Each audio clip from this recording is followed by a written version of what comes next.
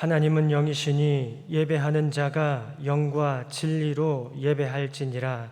아멘.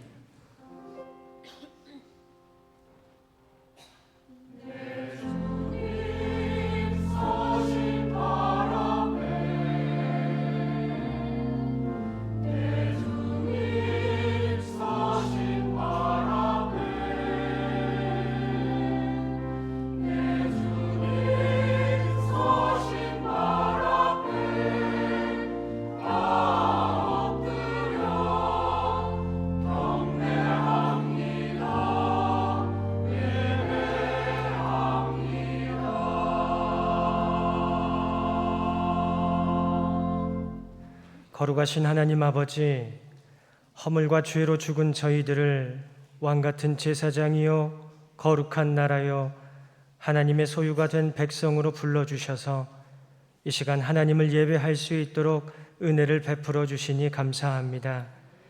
이 시간 예배가 저희들을 어둠에서 불러내어 생명의 빛에 들어가게 하신 하나님의 아름다운 덕을 선포하는 시간 되게 하여 주시고, 제사장적 삶을 통하여 하나님을 영화롭게 하며 하나님의 선교를 이루어 가도록 인도하여 주옵소서. 예수님의 이름으로 기도드립니다. 아멘. 모두 일어나셔서 찬송가 1장으로 하나님께 찬송 드리겠습니다.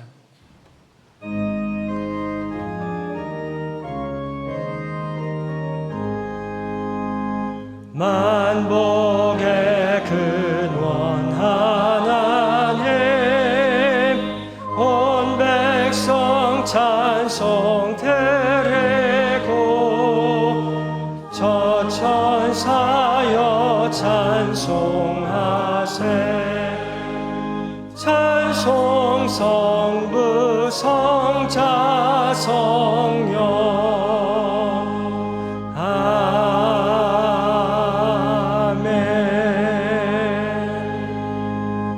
다 함께 성시교독하시겠습니다. 내가 여호와를 항상 송축하며 내 입술로 항상 주를 찬양하리이다.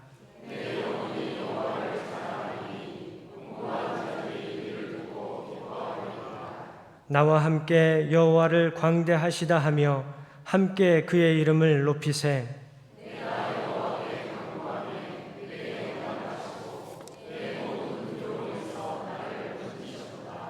이 곤고한 자가 부르짖음에 여호와께서 들으시고 그의 모든 환난에서 구원하셨도다.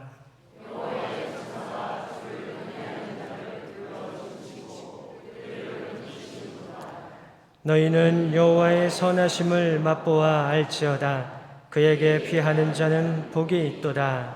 아멘. 사도신경으로 우리의 신앙을 고백하겠습니다.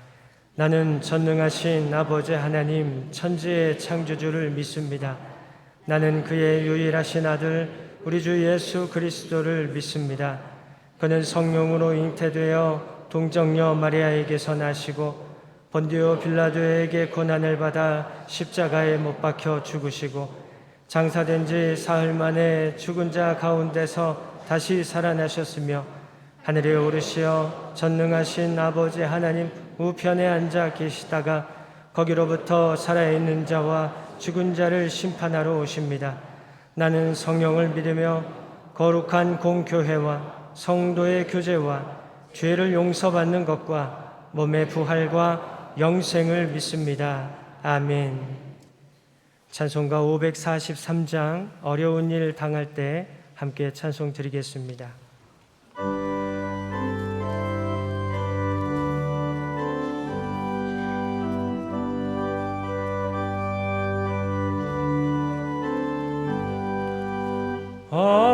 어려운 일 당할 때 나의 믿음 적으나 의지하는 내 주를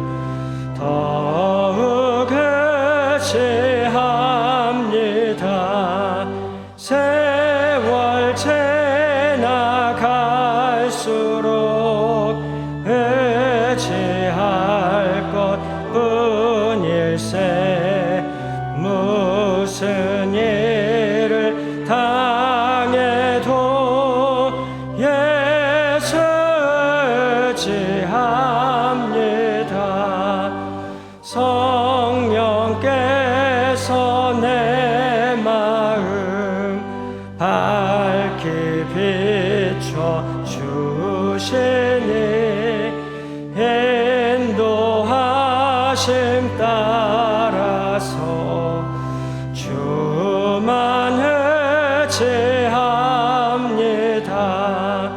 세월 지나갈수록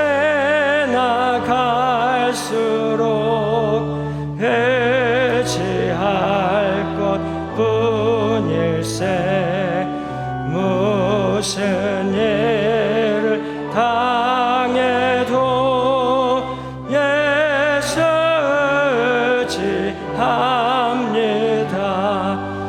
밝을 때의 노래와 어두울 때의 기도로 위태할 때 도움을 주께 간구합니다. 세월 지나갈수록 의지할 것뿐일세. 무슨 일을 당해도 예수 의지합니다. 생명이 있을 동안에 예수 의지합니다. 천국 올라가도록 의지할 것뿐일세. 세월 지나갈수록 의지할 것뿐일세.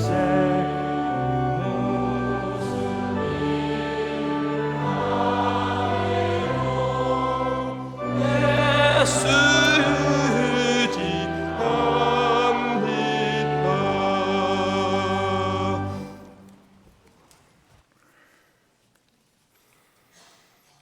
사랑과 은혜가 풍성하신 하나님 아버지, 감사와 찬양을 드립니다. 연일 무더위가 계속되는 폭염에도 건강 주셔서 우리를 지켜주시고 인도해 주신 하나님의 은혜를 찬양합니다. 주일을 맞아 은혜를 사모하여 예배 자리에 불러주셔서 전능하신 여호와 하나님을 찬양하며 경배하며 거룩하신 하나님께 예배드리게 하시니 진실로 감사드립니다. 무더운 더위에도 영화부에서 청년부에 이르기까지 이름 성경학교를 준비하고 마치기까지 수고하신 예순 모든 교사들과 어린이, 청소년, 청년들에게 하나님의 위로와 평강을 주시고 그 수고와 헌신에 깊은 감사를 드립니다. 더위에도 예배위원으로 수고한 찬양대와 안내위원들, 차량 안내위원과 주방 봉사자들, 어린 영혼들을 양육하기 위해 애쓴 교사들과 강단 장식위원들에게 건강의 복을 주시고 그들의 수고가 헛되지 않도록 은혜를 베풀어 주옵소서. 하나님은 우리를 지악 가운데 버려두지 않으시고 우리를 회복시키시고 구원해 주신다고 말씀하였사오니 우리 성도들이 세상을 살아가는 동안 악을 미워하고 죄악에 빠지지 않게 하시고 세상 유혹에 넘어지지 않도록 정한 마음을 주사 신실한 믿음을 우리 성도들에게 허락해 주옵소서. 욕심이 잉태한즉 죄를 낳고 죄가 장성한즉 사망을 낳는다는 말씀을 기억하고 사도 바울이 고백했던 비천에 처할 줄도 알고 부에 처할 줄도 아는 자족하기를 배우는 일체의 비결을 깨닫게 하시고 자기 몸의 죄를 범하는 음행을 삼가며 살게 하옵소서. 지금까지 살면서 입술로 생각으로 행동으로 가진 죄악을 품고 범한 모든 죄악을 이 시간 고백하오니 용서하여 주시고 예수 십자가 보혈로 깨끗하게 씻어 주옵소서. 올 한 해 목사님을 통하여 예수님이 승천하신 이후 사도들의 행적을 통하여 복음이 전해지고 초대교회의 부흥과 성령의 역사하심과 사도행전에서 보여주셨던 사도행정적 교회를 꿈꾸며 말씀을 전하고 배워가고 있습니다.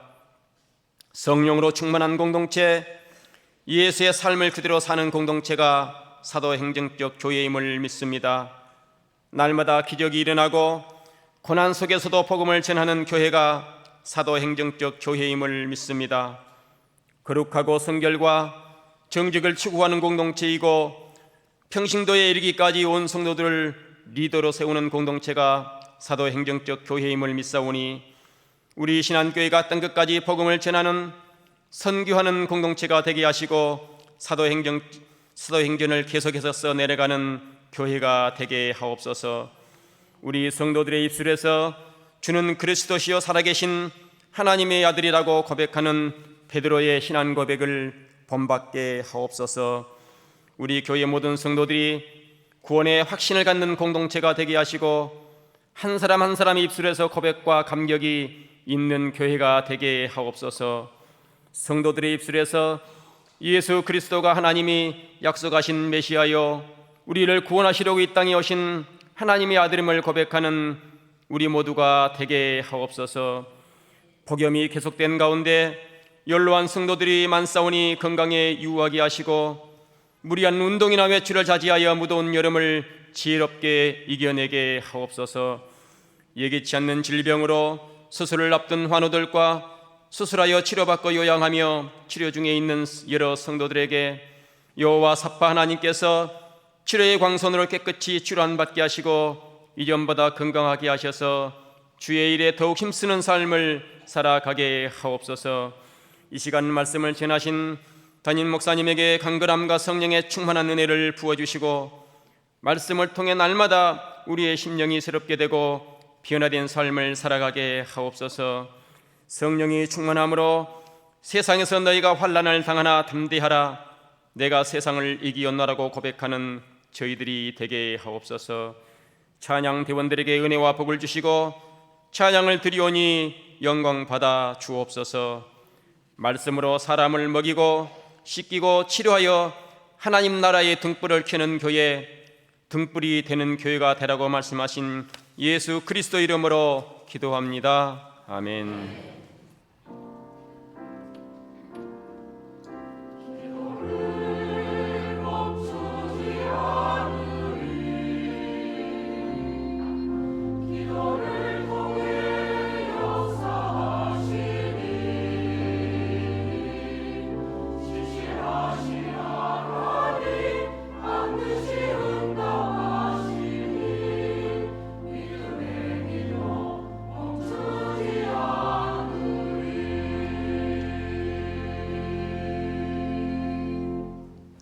오늘 하나님께서 우리에게 주시는 말씀은 신약의 말씀 사도행전 20장 7절부터 12절의 말씀입니다. 이 말씀은 신약성경 223쪽에 있습니다. 먼저 개역개정으로 하나님의 말씀을 봉독합니다.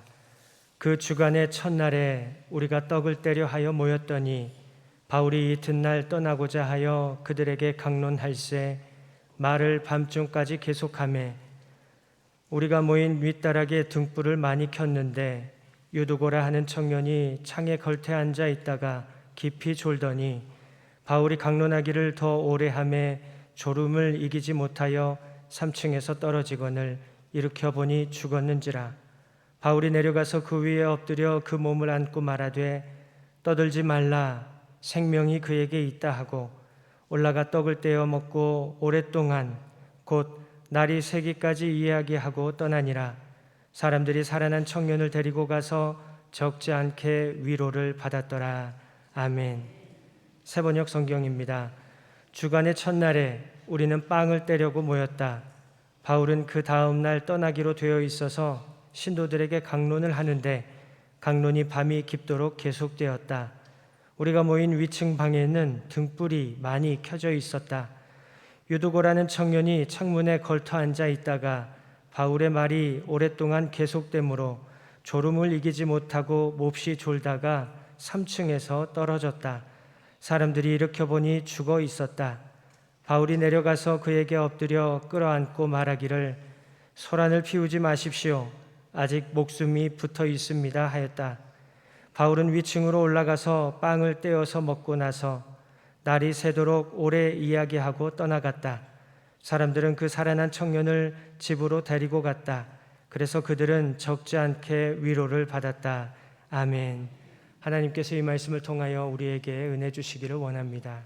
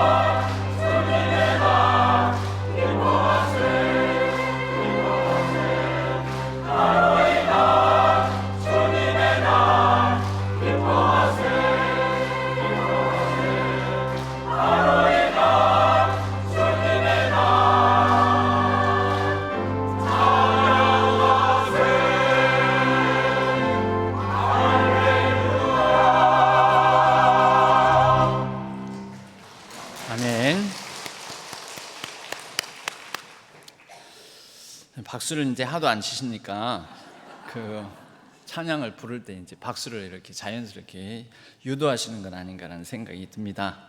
예. 모든 영광 하나님께서 기쁘고 좋은 날 이 주일 예배 자리로 불러주신 하나님께 영광의 박수 올려드리겠습니다. 기도하겠습니다. 하나님 아버지, 우리를 이 예배 자리로 기쁘고 좋은 날 주일 예배를 허락하여 주셔서 불러주심에 감사를 드립니다. 말씀을 듣고자 합니다. 무더위에 지치고 삶에 지치고 여러 가지 일상 속에서 치이고 깨어지고 망가진 심령 가지고 나왔습니다. 말씀으로 위로하여 주시고 회복시켜 주시고 하나님만이 주실 수 있는 평안으로 우리를 채워 주옵소서. 성령 하나님께서 이 시간 주관하여 주시옵소서. 우리가 우리의 마음과 귀를 열게 하여 주시고 들려진 말씀을 따라서 우리가 결단과 다짐이 있게 하여 주옵소서. 의지하옵고 우리 주 예수 그리스도의 이름으로 간절히 기도하옵나이다. 아멘. 오늘은 등불이 켜진 교회, 등불 켠 교회, 등불이 된 교회라는 제목으로 말씀의 은혜를 나누겠습니다. 우리가 사도행전에서 별로 주목하지 않는, 그리고 신약 성경에서도 별로 주목하지 않는 교회가 있습니다. 교회의 모습이 있습니다. 오늘 본문에 등장하는 드로아 교회입니다. 드로아 교회, 고린도 교회도 들어봤고 에베소 교회도 골로새 교회도 들어봤고 갈라디아 교회도 들어봤는데 드로아 교회도 있나? 있지요. 왜요? 바울이 복음을 전하고 예수 그리스도를 믿는 사람들의 모임이 있는 곳은 다 교회입니다.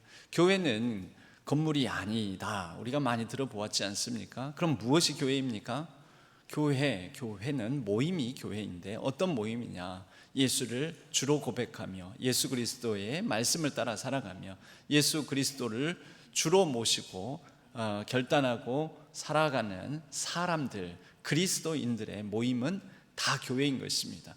바울이 복음을 전했는데 드로아 지역에서도 복음을 전했습니다. 그래서 드로아 지역에서 예수 믿는 사람들이 생겼죠. 그 예수 믿는 사람들이 함께 모입니다. 거기가 교회입니다. 그것이 교회입니다. 오늘은 교회에 대해서, 교회에 관한 말씀을 함께 나누고자 합니다. 오늘을 제외하고 지난 4주 4번의 주일 동안에 창립 이제 기념일을 앞두고 이제 100주년을 또 앞두고 있는 저희 교회가 진정으로 품어야 될 비전은 어떤 건물의 소망을 두고 또 뭔가 대단한 어떤 역사를 이루고자 하는 부분이 아니라, 여러분, 비전은 작은 것에서 시작합니다. 하나님의 비전과 꿈은 하나님 나라의 비전이었고 거룩한 백성들 삼고자 하는 것이 하나님의 뜻이었으며, 그래서 이 땅에 하나님으로 말미암아 하나님을 드러내고 알리는 제사장 나라, 그러한 이 백성 삼는 것이 하나님의 꿈이었습니다. 한마디로 말하자면 이 나라, 민족, 백성 한 사람에서 이루는 것이 아니죠. 여러 사람들, 그래서 모임을 통해서 하나님은 이루시고자 했던 것입니다. 그 모임을 우리는 흔히 공동체라고 합니다. 그 공동체의 비전으로 우리가 삼을 만한 말씀이 크게 지금까지 이 4가지 정도를 살펴보았습니다. 첫 번째로는 예배입니다. 모든 질서가 깨어져서, 그래서 여러분 기억하실지 모르는데 개구리가 막 밥상에도 올라가고 또 침상에도 올라가고 그런데 개구리가 있어야 될 자리에 있지 않은 상태이지 않습니까? 이게 바로 재앙이죠.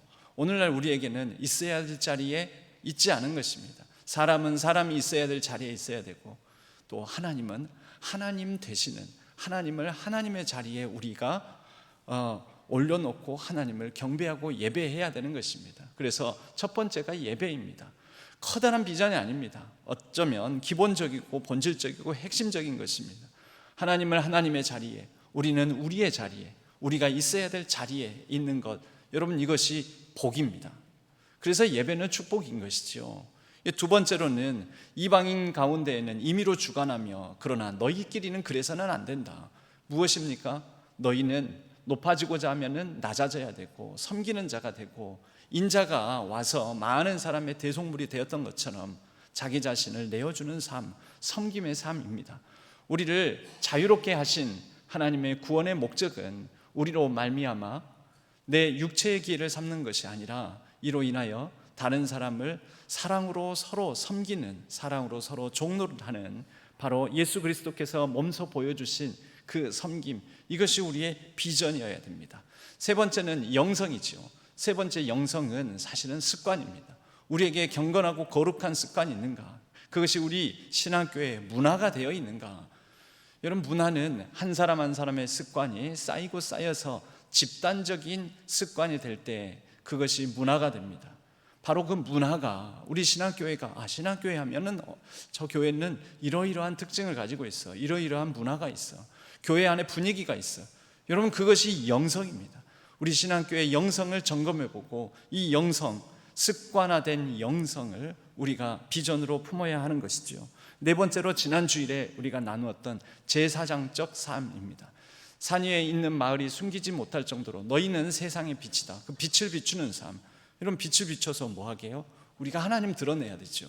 제사장적으로 살아가는 거, 나로 말미암아 화해가 일어나고 치유가 일어나고 평화가 깃들고, 제사장은 그래서 계급이나 어떤 위계나 그런 특별한 신분을 나타내는 것이 아니라 사명이다라고 했습니다. 사명. 우리의 착한 행실을 보고 많은 사람이 하나님께 영광을 올려드리게 하는 삶, 나로, 우리로, 우리 신앙교회로 말미암아 많은 사람들이 하나님을 알 수 있게끔 하나님을 알리는 바로 그러한 제사장적 삶에 대한 얘기를 말씀을 나누었습니다. 이를 위해서 우리 신앙교회가 온유한 부드러운 차별성, 우리는 예수 그리스도를 포기할 수 없죠. 예수 그리스도를 놓을 수 없습니다.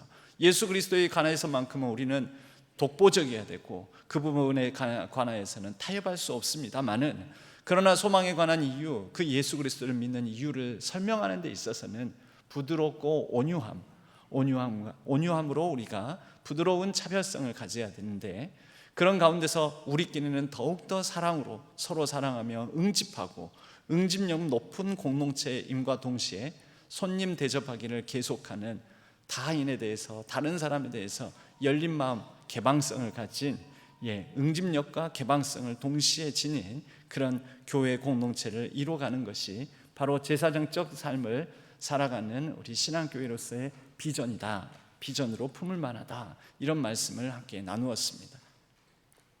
이제 오늘 저희가 교회 자체에 대해서 이제 또 얘기를, 지금까지도 다 말씀 나눈 게 교회에 대한 얘기인데, 드로아 교회를 통하여서 드로아 지역에 이 모인 오늘 본문의 모습을 통해서 우리가 교회로서 다시 꿈꿀 수 있는, 꿈꿔야 될 부분을, 교훈을 우리가 얻기를 원합니다. 오늘 먼저 이 사도행전 20장 7절 말씀을 읽어보면요, 그 주간의 첫날에 우리가 떡을 떼려 하여 모였더니 바울이 이튿날 떠나고자 하여 그들에게 강론할세, 이렇게 되어 있습니다. 먼저 이 상황, 배경을 좀 이해할 필요가 있습니다. 사도행전 20장 전 19장을 보면 이것은 바울의 3차 여행, 3차 선교 여행의 여정이라는 것을 알 수가 있습니다. 바울의 3차 선교 여행의 여정지의 가장 중요한 장소는 에베소입니다. 에베소서, 우리가 바울의 서신서 중에서 들어보았지요. 이 에베소 지역에서 바울의 3차 선교 여행의 대부분의 시간을 보냅니다. 자그마치 3년이나 에베소에서 가르치고 복음을 전하고, 그래서 큰 부흥이 일어납니다. 큰 부흥이 일어나면 또 무슨 일도 있을까요? 큰 난리도 일어납니다. 부흥이 일어났다는 것은 예수 그리스도를 믿는 사람이 많아졌다는 것이요, 예수 그리스도를 믿는 사람으로 말미암아 그 지역에, 그 땅에 그 세상적인 문화와 서로 갈등을 일으키는 일들이 생긴다라는 것이죠. 특별히 에베소서는 매우 음란한 지역이었습니다. 매우 타락한 도시였습니다. 번영하고 번성한 곳이었지만 매우 타락한 곳. 이 에베소가 주로 섬기는 신이 아데미 여신이었습니다. 아데미 여신은 그 모습만으로도 여러 가지 여자의 가슴을 달고 있는, 수십 개의 가슴을 달고 있는 그러한 우상의 모습이었습니다.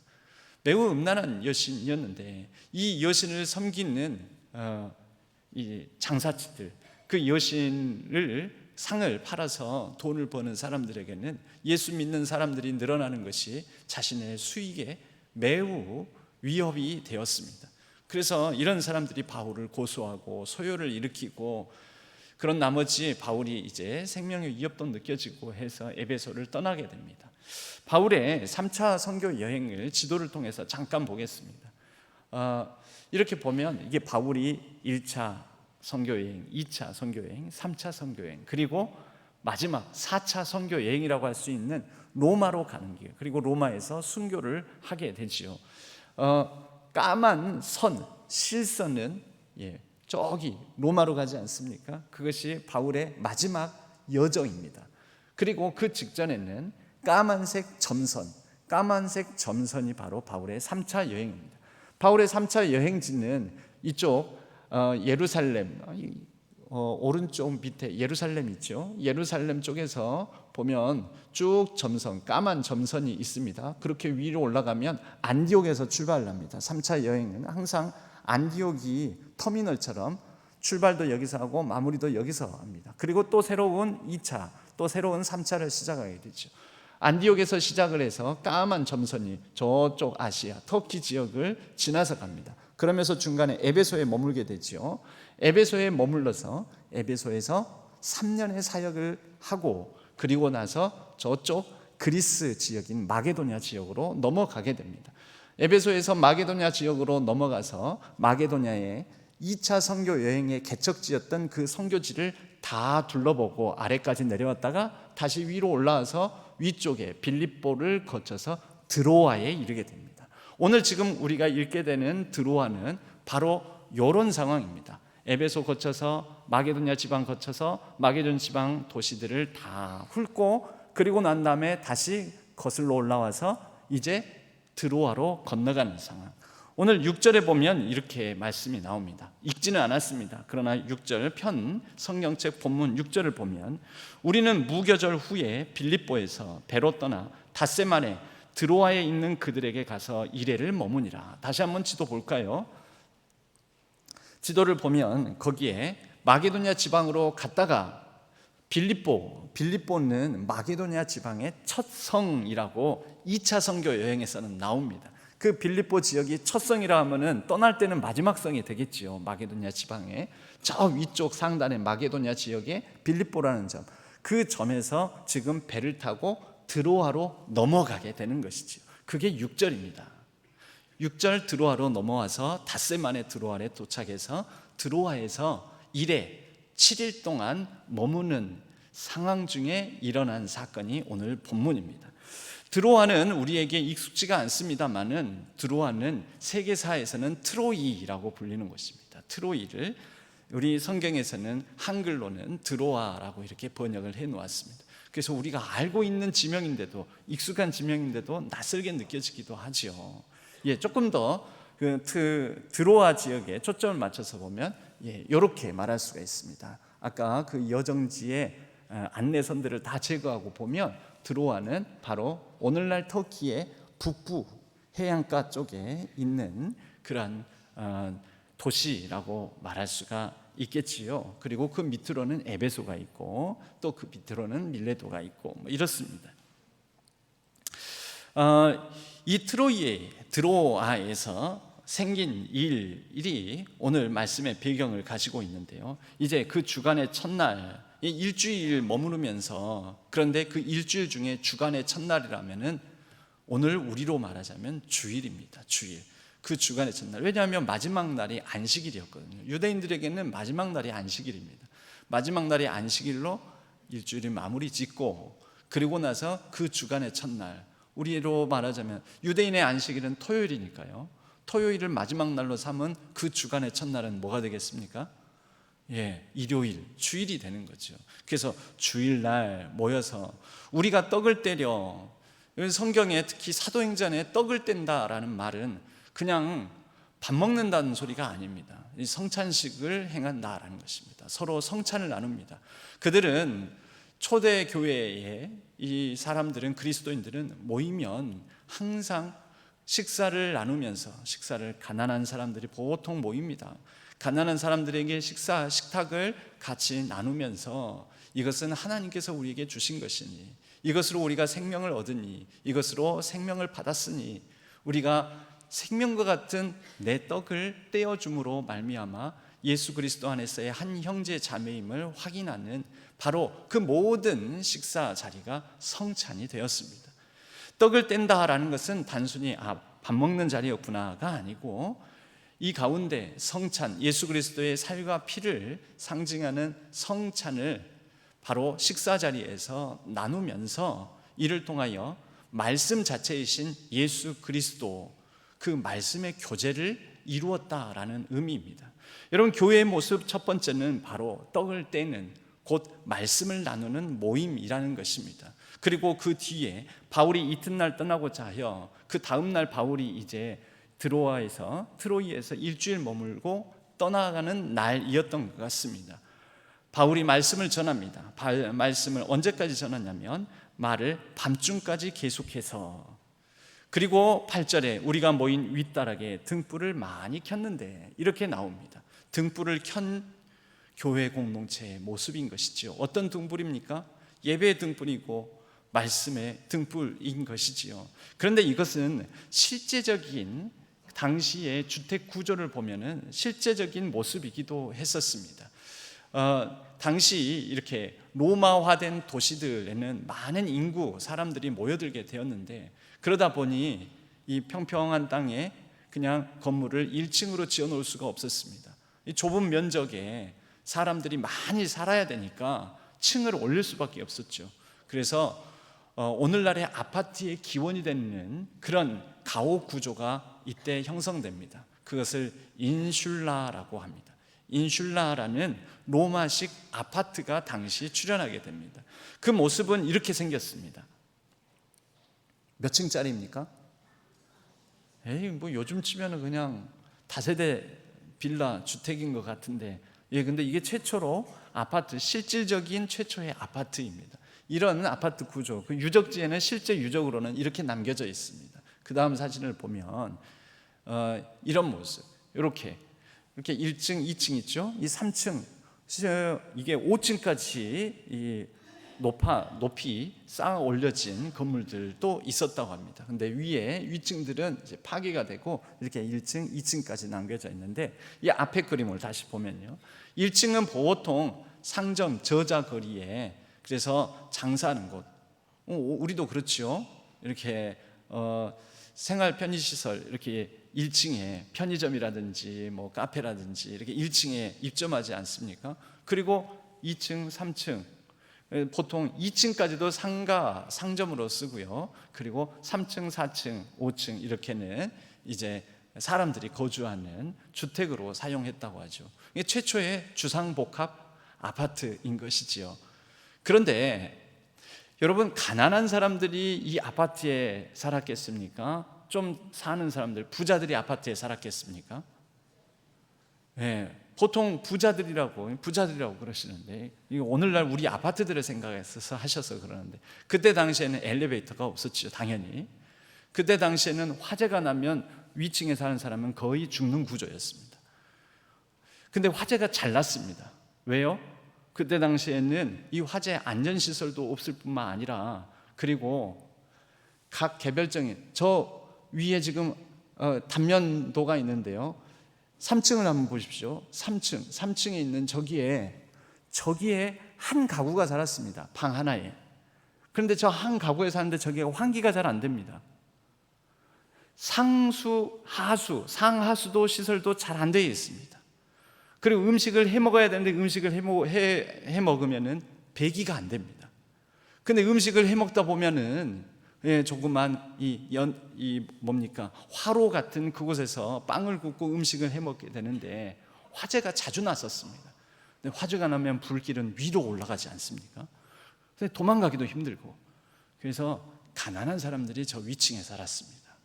물도 잘 안 끌어올려져, 그리고 하수도 잘 안 내려가, 하수 처리도 잘 안 돼, 그리고 오르고락 내리락 하는 것도 힘들어, 화재가 나면은 대피하기도 힘들어, 그리고 집이 아주 좁았습니다. 여러분, 오늘 말씀에 보면 9절에 유두고라는 청년에 관한 일화가 나옵니다. 그런데 저 뒤에 보면 졸음을 이기지 못하고 3층에서 떨어지거늘, 여러분 이 3층이 왜 3층인지 아시겠죠? 가옥의 구조를 보면 왜 3층인지 아시겠죠? 자, 들어와 교회, 드로아 교회는 어디서 모였습니까? 인슐라라는 최초의 아파트 빌라라는 곳에서 모였는데 그 모인 층이 3층이라는 것입니다. 3층은 가난한 사람의 집입니까? 부자의 집입니까? 가난한 사람의 집이었다라는 거죠. 드로아에 있는 교인들은 대체적으로 가난했다라는 그런 의미를 또한 가지고 있습니다. 사회적으로 신분적으로 연약하고 가난하고 계층적으로 계급적으로 매우 낮은 신분의 사람들이 낮이 아니라 밤에 모였습니다. 왜 밤에 모였을까요?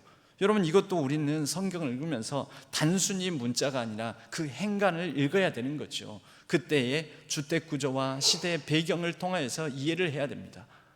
낮에 모이지 않고 밤중에 모였습니다. 왜 밤이 맞도록 밤새도록 등불을 켜고 그들은 말씀을 들었을까요?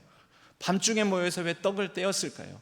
여러분, 이들은 낮에 하루 벌어 하루 먹고 사는 그런 일용직 노동자와 같은 사람이지 않았겠습니까? 가난한 사람들이니까요. 그 낮 동안에 모일 시간적 여유, 생계를 위해서 낮에 모여서 예배를 드리거나 교제하거나 이럴 시간적 여유가 없었습니다. 두 번째로는 신분적으로 계층이 계급이 낮았기 때문에 낮 동안에는 그 주인집에서 일을 해야지요. 주인집에서 일을 하는데 주인님 저 예배 좀 드리고 오겠습니다. 이게 되겠습니까? 안 되는 겁니다. 그래서 주인이 잠들고 난 다음에 자기가 해야 될 낮 동안에 감당해야 될 머슴으로서 종으로서 하인으로서 해야 될 일들을 다 하고 난 다음에 주인이 잠자리에 들고 주인집에서 더 이상 할 일이 없는 밤중에 나와서 모임을 가졌던 것이죠. 여러분, 이것이 바로 드로아 교회의 모습입니다. 그런데도 그들은 이 밤중에 등불을 켜는 것을 주저하지 않았고 멈추지 않았고 이것을 기꺼이 즐거워했다라는 것입니다. 여러분, 우리 신앙교회가 이 드로아 지역의 그리스도인들의 모임 드로아 교회로부터 배워야 할 점이 이런 것입니다. 그럼 특별히 저희 신앙교회가 지금 우리 장로님들께서도 내년을 두고 이제 정책당회를 앞두고 뭐 여러 가지 이 연구 고민을 하고 계십니다. 그 중에 하나가 세대별 모임 또 소그룹 모임에 대해서 우리가 어떻게 우리 교회 안에도 건강한 작은 모임들, 건강한 말씀 나눔, 복음 나눔의 모임들, 등불을 켠 모임들을 어떻게 만들어 낼 것인가, 어떻게 시작할 것인가에 대해서 고민을 하면서 지난 주간에는 또 어떤 교회를 소그룹 전환을 해서 소그룹 모임을 잘한다라는 교회를 이 방문을 해서 그 담임 목사님에게서도 또 설명도 듣고 그렇게 지금 탐구를 하고 있습니다. 여러분, 우리 신앙교회가 품어야 될 비전 중에 하나가 뭔지 아십니까? 이 선교학자들은 이 교회의 모습에 대해서 ancient future라는 말을 씁니다. ancient는 오래된, 고대의, 옛날의, future는 미래입니다.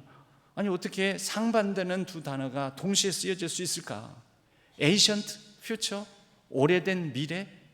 여러분, 이것은 무슨 뜻이냐면 우리가 오래전에 교회가, 교회 공동체가 공동체성으로서 가지고 있었던 것, 이것이 우리가 꿈꾸고 품고 나아가야 될 미래의 모습이라는 것입니다.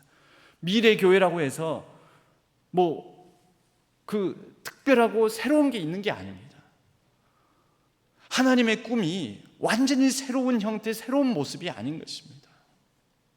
이미 오래전 우리가 미래의 꿈과 비전으로 품어야 될 모습들이 오래전 교회의 모습 속에 있다라는 거죠. 그것을 우리가 품고 미래에 이뤄가야 된다. 이것이 ancient future라는 말의 의미입니다.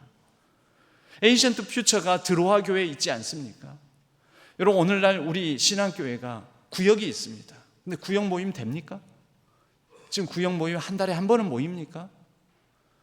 3개월에 한 번은 모입니까? 1년에 한 번은 모입니까? 왜 안 모입니까? 왜 안 됩니까? 구역장이 모이자고 안 해서요. 여러분, 근데 구역장 탓이 아니라 왜 안 모입니까? 바쁘니까요. 번거로우니까요. 시간이 안 맞으니까요.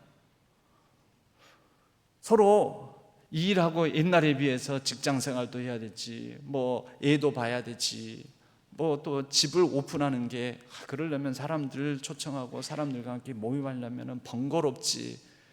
그러니까 분주하고 바쁘고 번거롭고 귀찮고 그러니까 안 모여지는 거죠.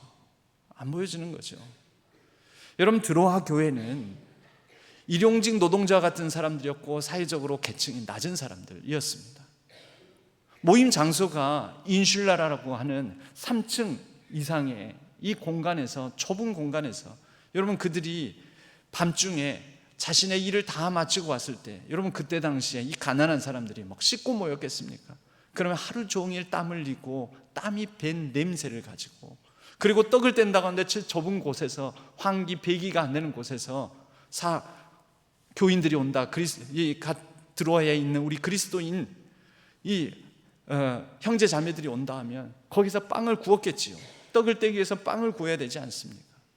근데 배기와 환기가 안 되기 때문에 빵 구운 그 싼내, 탄내, 그 연기 자욱하고 사람들의 땀냄새 배어있고, 그런데 이 좁은 공간에 모이니까 서로 멀리 널찍하게 쾌적하고 안락한 그런 환경에서 모인 것이 아니기 때문에 서로의 땀냄새, 살냄새, 우리는 그것을 악취라고 합니다. 음식하고 난 다음에 배기가 안 돼서 나는 음식 냄새, 탄내. 여러분, 뒤섞여져 있는 이 공간, 좁은 공간에서 그들은 등불을 켜고 말씀을 사모하고 말씀을 듣기 위해서 모였다라는 것이지요. 예수님께서 산상수훈에서 마태복음 5장 14절에 너희는 세상의 빛이다. 산 위에 있는 동네가 숨겨지지 못할 것이다 라고 말씀하셨습니다. 산 위의 동네라는 것은 단순히 상징이 아닙니다. 실제입니다. 3층, 4층, 때로는 어떤 지역, 당시에 어떤 지역에서 모이는 그리스도인들의 모임은 인슐라 5층에서도 모임이 있었겠지요. 모든 불이, 그 마을의 불이 다 꺼진 인적이 드물고 캄캄한 어둠 속에 오롯이 그리스도인들이 모인, 밤중에 모인 3, 4, 5층의 그 인슐라 안에서만 등불을 켜고 있었습니다. 쟤네들은 밤중에 뭐하지? 안 피곤한가? 아이고, 고단하고 힘들고 지치고 피곤한데 그냥 쉬지. 저 사람들은 밤중에 모여서 뭘 하는 거야? 여러분, 이게 실제적으로도 교회의 모습이었습니다. 환경을 탓하지 않고, 상황을 탓하지 않고, 일하고 분주함을 탓하지 않고, 함께 등불을 켜서 모이는 모임, 말씀을 사모하는 모임, 서로 떡을 떼기를 주저하지 않았던 모임, 하루의 고단함과 피로를 이겨내는 모임, 하나님의 말씀 듣기 위해서 모임, 하나님을 향한 소망을 가진 모임. 그리고 그들은 그렇게 모여서 적은 것이라도, 적은 떡과 물고기라도 오병이어처럼 가난한 집에, 여러분 여러 사람들이 닥치게 되면 뭐 해 먹일 게 있겠습니까? 그래서 맛없는, 그러나 배고픔을 이길 수 있는 떡 한 덩이 가지고 서로 떡을 떼고 나눴겠지요. 사랑이었습니다.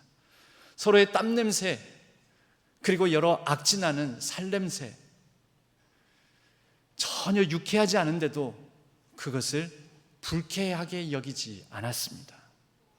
그게 무슨 힘이겠습니까? 서로 사랑하는 힘이었지요. 여러분, 보이는 등불만 빛을 발하는 것이 아니라 그들의 모임 가운데는 보이지 않는 빛이 비춰졌던 것이지요. 너희가 서로 사랑하면 너희가 내 제자인 줄 알리라. 서로 사랑하는 모습이 곧 산 위에 있는 마을을 비추는 빛으로서 세상이 빛의 모습을 보여주었던 것입니다. 초대교회는 서기 300년 기독교가 공인되고 300년 후반 392년경 로마의 국교화가 되기 전까지 건물이 없었습니다. 건물이 없는데도 어떻게 교회가 이루어집니까? 건물이 없이도 교회가 이루어졌습니다. 그 교회의 모습이, 전형적인 모습이 드로아 교회의 모습인 것입니다. 여러분, 건물이 사라지면 신앙교회는, 신앙교회 예배당이 사라지면 신앙교회는 유지될까요? 우리가 함께 모이는 이 공간이 쾌적하고 안락하고 편안함이 사라지면 우리 교회는 유지될까요? 한번 물어보시길 바랍니다. 드나들기 편하고 엘리베이터가 있고 또 쾌적하고 여름에는 시원하고 겨울에는 따뜻하고 또 서로 따닥따닥 붙어있는 불편함이 없이 있는 이런 예배당이 존재하지 않는 가운데서도 신앙교회는 과연 교회의 모습을 가질 수 있을까요? 여러분, 그래야 합니다. 그럴 수 있을까요? 그런데 그럴 수 없다면 신앙교회는 오직 건물에 의존하는, 건물을 의지하는 교회일 것입니다. 우리가 함께 다 같이 모이는 이 모임이 유지가 안 되면, 교회가 되지 않는다 하면 우리 신앙교회의 힘은 어디서 나오는 것이겠습니까? 무슨 능력일까요? 여러분, 그래서 우리가 품어야 될 비전이 에이션트 퓨처로서 오래전 교회의 모습, 이것을 우리 신앙교회의 모습으로 다시 회복하고 만들어내고 이루어야 한다라는 것이죠. 때로는 10명 이하로 흩어져서 함께 말씀의 교제를 나누고 함께 떡을 떼는 거룩한 교제 모임, 여러분, 이 모임들이 이루어지지 않는다면 신앙교회의 다음을 기약할 수 있을까? 저는 매우 위태롭고 안타까운 마음이 있습니다. 그래서 지금 우리 장로님들부터 연구하고 계십니다. 어떻게 하면 우리가 이런 작은 말씀의 나눔, 복음의 나눔, 삶의 나눔, 서로의 일상, 그 살냄새, 땀냄새가 배어있는 삶을 나누는 건강한 모임들을, 작은 모임들을 우리 교회 안에 많이 만들어낼 수 있겠는가? 여러분, 이것이 전혀 새로운 모임이 아니라 오래전에 있었습니다. 자그마치 300년 동안 로마 제국지하에서 숱한 박해와 탄압 가운데서도 교회가 살아남을 수 있었던 힘이 바로 여기에 있었던 것입니다. 여러분, 저 인슐라라는 저 작은 공간에 몇 명이나 모였겠습니까? 그래봐야 소그룹입니다.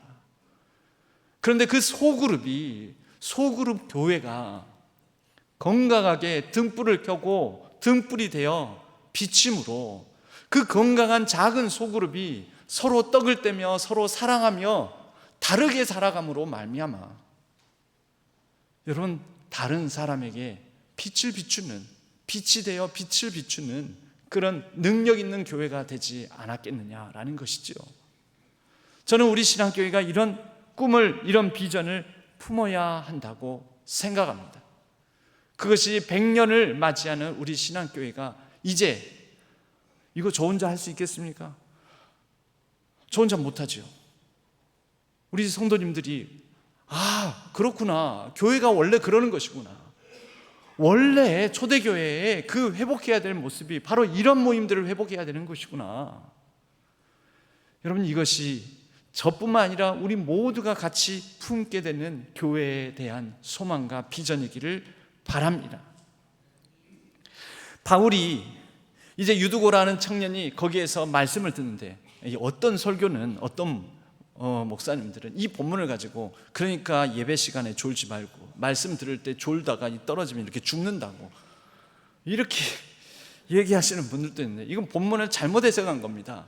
여러분, 이 유두고라는 청년이 어쩌면 그날 하루 종일 일하고 고됨 가운데 이 밤중에 그래도 이 모임을 찾아와서 말씀 듣기 위해서 이 모임을 소망하면서 나왔던 것이죠.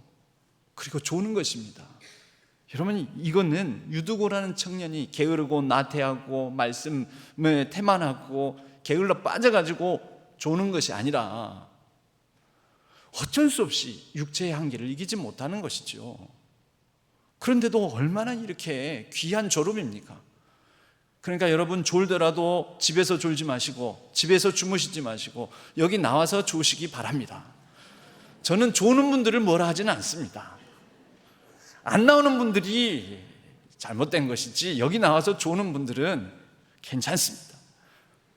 여러분, 이 유두고란 청년이 조는 것이 이 공감이 되지 않습니까? 아이고, 얼마나 고나고 피곤하고 어느 주인 밑에서 하루 종일 고된 일을 했을까. 여러분, 근데 이 교회에 문제가 생겼습니다. 떨어졌습니다. 졸다가 금방, 아까 사진 보셨죠? 그 3층에서 창문에 걸터 앉아 있다가 떨어져 버린 것입니다. 여러분, 뒤로 떨어지면 어떻게 돼요? 머리부터 다치는데. 아마 이거 큰일 났다 해가지고 사람들이 등불 켠 그 집에서 내려와서 막 웅성웅성합니다. 바울이 안고 보니 떠들지 마라. 생명이 떠난 게 아니다. 죽은 게 아니다. 그리고 나서 그 다음 말이 놀랍습니다. 11절. 올라가서 떡을 떼어 먹고, 누가요? 바울이요. 그대로 다시 3층에 올라가 가지고 남은 떡 떼어 먹고, 아마 말씀 전하다가 잠깐 오히려 바울은 휴식 시간으로 삼았나 봅니다. 떡 떼어 먹고 계속 하던 대로 오랫동안 날이 새기까지 이야기하고, 그리고 바울은 떠납니다. 여러분, 바울이 특별한 조치를 취했습니까? 특별한 안수 기도를 했습니까? 특별한 뭔가를 행했습니까? 여러분, 이것도 우리가 품어야 될 모습입니다. 여러분, 교회에 특별함이 있어야 된다고 생각하시죠? 특별한 기도회, 특별한 집회, 특별한 뭔가, 특별한 찬양, 특별한 어떤 이적, 특별한 사건, 특별한 행사, 특별한 이벤트. 여러분, 진짜 우리가 회복해야 될 것은요, 특별함으로 교회가 유지되지 않는 것입니다. 교회는 특별함으로 이루어지는 것이 아니라 일상으로 이루어지는 것입니다. 여전히 바울이 늘 했던, 바울에게 일상은 무엇입니까? 그에게 주신 복음의 말씀을 특별하지 않게 늘 전하는 그런 삶. 그리고 떠납니다. 여러분, 바울이 특별한 이 드로아에서 특별한 이적이나 특별한 행적을 남기지 않고 그 다음날 정해진 일주일을 보내고 떠납니다. 그런데 그 다음 말씀 뭐라고 되어 있습니까? 사람들이 살아난 청년을 데리고 가서 적지 않게 위로를 받았더라. 아, 안 죽었네. 근데 여기에 바울이 기도했더니, 바울이 안수했더니 살아났네. 이게 아니고, 안 죽었네. 안 죽었는데 우리가 호들갑 떨었네. 아, 우리는 왜 이렇게 자꾸 호들갑스럽게 그럴까 하고, 아이, 살아났네. 살아가면 됐지 하고 바울이 떠난 다음에도 크게 흔들림 없이 이 교회 공동체가 유지되었다라는 것이죠. 여러분, 어떤 교회가 진짜 능력 있는 교회입니까? 특별한 일 없이, 특별한 영담 없이, 특별한 목사님이 특별한 사역하고 특별한 기도해주고, 여러분, 이 특별함이 아니라 그냥 1년 52주 말씀을 있는 그대로 일상화되어 전하고, 그것을 일상으로 받아들이고, 그리고 그 일상화된 말씀 속에서, 그 말씀의 교제 속에서 위로를 받는 교회가 진짜 능력 있는 교회입니다. 여러분, 그러니까 특별한 은혜 받으려고 애쓰지 마십시오. 일상적인 매 주일에게서, 주일 예배에서, 주일 말씀에서, 또 수요 말씀에서 은혜 받으십시오. 어디 특별한 교회 가지고 특별한 집회에서 특별한 말씀 들으려고 하지 마십시오. 우리에게 주어진 일상화된 말씀 속에서 그 말씀 듣고, 아, 이 말씀 깨달았으니 어떻게 살아볼까? 말씀에 도전을 받고 말씀의 자극을 따라서 특별함이 아니라 일상화된, 그렇게 등불 켠 삶을 살아가는, 그것이 능력입니다. 여러분, 성경은 영담을 말하지 않습니다. 어떤 특별한 인물을 부각시키지 않습니다. 여러분, 심지어 예수님께서도, 이 땅에 육신의 몸을 입고 계신 예수님께서도, 예수님이 떠나고 난 다음에 너희 가운데 성령이 오시리니 내가 떠나가는 것이 너희들에게 복되다. 예수님의 이 육체의 현존이 사라진 것을 예수님은 복되다, 이것이 더 능력 있다 라고 말씀하셨습니다. 여러분, 달리 해석하면 그런 것 아니겠습니까?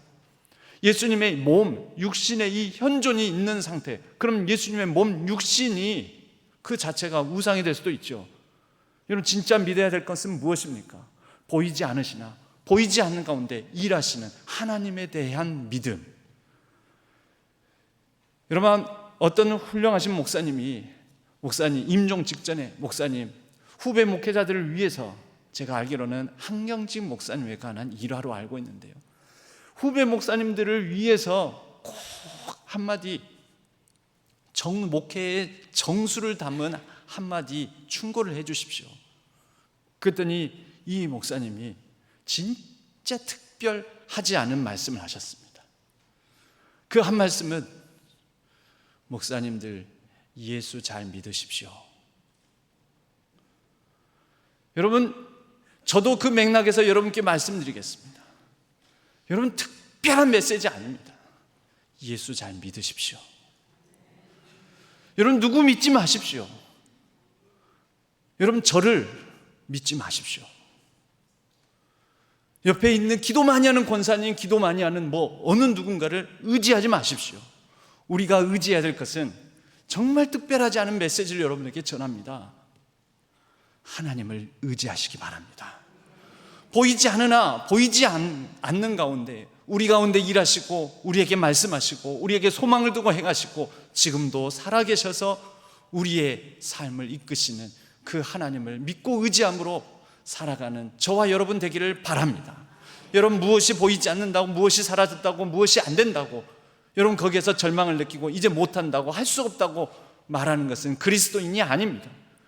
그리스도인은 보이지 않아도, 모세가 사라져도 여호수아를 통해서 여호수아와 함께 하나님을 의지하면 되는 거지.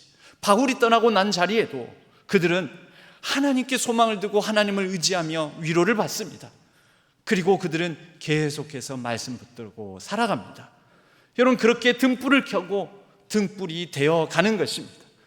우리 신앙교회가, 저와 여러분이 등불을 켜고 등불이 되어가는 하나님 나라의 거룩한 백성, 신실한 그리스도인 되기를 주님의 이름으로 간절히 축원합니다. 하나님 아버지, 감사합니다. 하나님, 우리가 오래된 미래 초대교회의 모습, 드로아 교회의 모습을 통하여 도전을 받고 우리가 어느 상황 속에서든지 등불을 켜 함께 모이고 떡을 떼며 사랑의 교제를 나눔으로 바로 이것이 많은 사람들에게 빛으로 드러내어 하나님을 알리고 전하고 또 우리가 복된 삶을 살아가며 우리 신앙교회의 비전으로 삼을 수 있도록 도와주시옵소서. 어떤 상황 속에서도 보이는 뭔가를 의지하고 믿는 것이 아니라 어떤 특정 사람을, 어떤 특정 대상을, 어떤 특정 건물을 의지하는 것이 아니라 보이지 않는 가운데 일하시고 행하시는 하나님을 믿고 의지함으로 오직 하나님만을 소망으로 삼고 하나님만으로 위로를 받는 우리 신안의 성도님들, 우리 신앙교회 되게 하여 주옵소서. 의지하옵고 우리 주 예수 그리스도의 이름으로 간절히 기도하옵나이다. 아멘. 찬송가 510장 함께 찬송 드리겠습니다.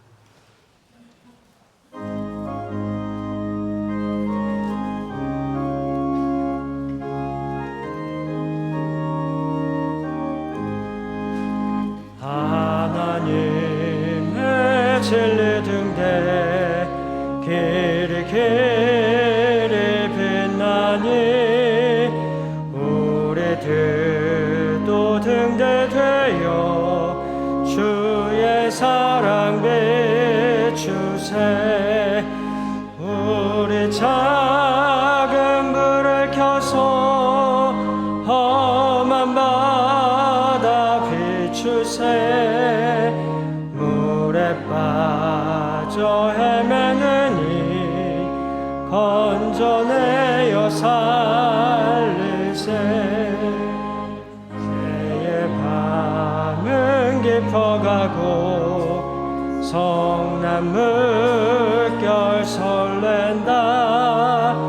어디 불빛 없는가 고 찾는 물이 많구나. 우리 작은 불을 켜서 험한 바다 비추세. 물에 빠져 헤매느니 이세 너의 등불 도두어라. 거친 바다 비춰라.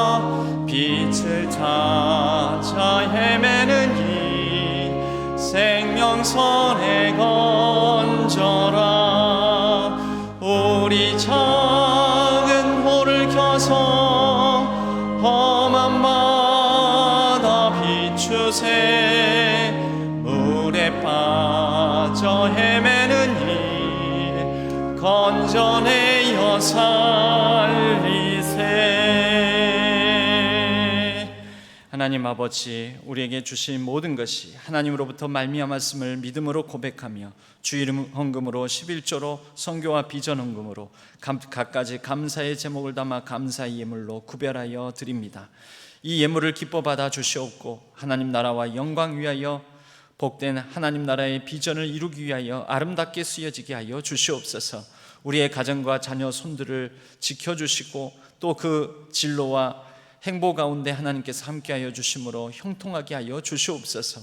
이 나라와 민족을 긍휼히 여겨 주시옵소서.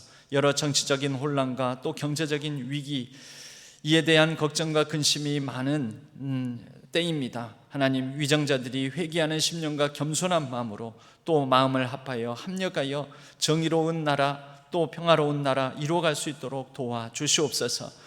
온 세계 열방 가운데 전쟁과 분쟁의 소식이 끊이지 않습니다. 그로 말미암아 세계 경제 위기의 그림자가 짙어지고 많은 사람들이 고통을 당하고 있습니다. 하나님, 속히 평화가 회복되게 하여 주시옵고 많이 억눌리고 힘겨워하는 사람들이 생명력을 가지고 살아갈 수 있도록 도와주시옵소서.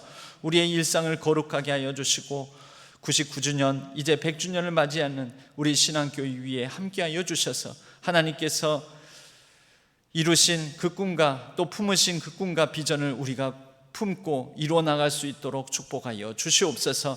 무더위 가운데 우리 성도님들 지치지 않게 하여 주시고 특별히 연약한 가운데 있는 환우들과 또 연약한 사장 가운데 있는 성도님들 위로하여 주시오며 치유의 권능을 발하여 주셔서 병상을 털고 일어날 수 있도록 축복하여 주시옵소서. 우리의 일상 속에서 날마다 선한 능력으로 함께 하심을 믿고 의지하오며 우리 주 예수 그리스도의 이름으로 간절히 축복하옵고 기도하옵나이다. 아멘.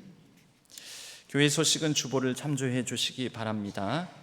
다음 주일은 저희 교회 창립 기념 주일로 지켜지게 되겠습니다. 99년 동안 지켜주신 하나님의 은혜에 감사하며 우리가 예배 자리에 특별히 그런 감사하는 마음으로 나아가기를 원합니다. 평생교육부 주관으로 금주 토요일 오후 2시 친교실에서 99주년을 맞이한 함께 친목대회를 연다고 합니다. 누구나 오셔서 함께 같이 즐거운 기쁨의 교제를 나눌 수 있기를 바랍니다. 할렐루야 찬양대에서 찬양대원을 모집하고 있고요. 이 더 무더운 여름에 주방 봉사하기가 쉽지가 않습니다.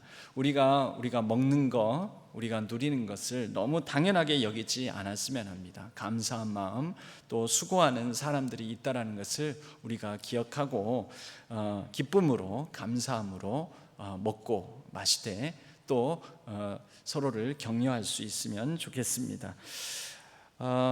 우리 94세로 우리 사랑하는 이하철 집사님께서 병상에서 한 90일 넘도록 이 병상 생활을 하시다가 어저께 하나님의 부르심을 받았습니다. 그래서 내일 입관 예식이 있습니다. 이하철 집사님은 나을순 장로님의 부군 되십니다. 내일 교회에서는 오후 2시 반에 입관 예식을 위해서 출발하고 해당 부서는 이교구 201구역 1경조 1팀 153 전도대 새가족부와 1남성교회입니다. 그린 장례식장 2층 장공실에서 있습니다. 위에서 기도해 주시고 또 위로해 주시면 감사하겠습니다.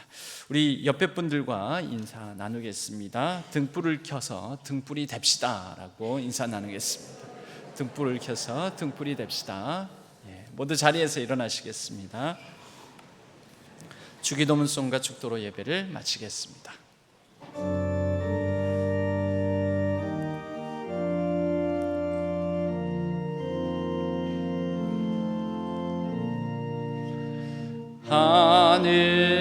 하늘에 계신 아버지 이름 거룩하사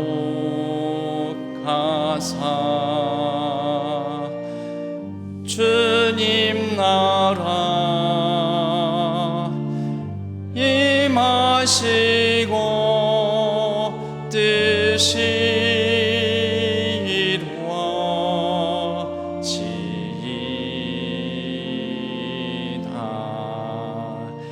일용할 양식 주시고 우리 우리들의 큰 죄 다 용서하옵시고 또 시험에 들게 마시고 악에서 구원하소서.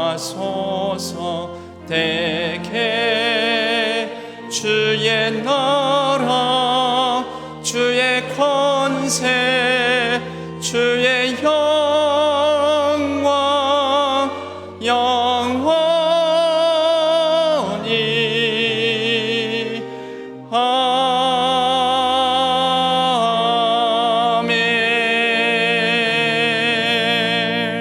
아멘.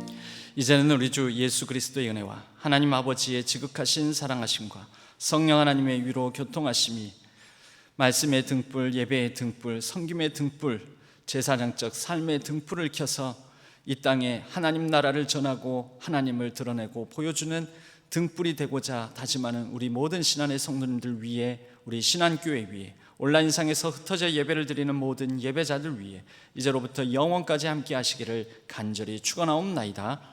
아멘.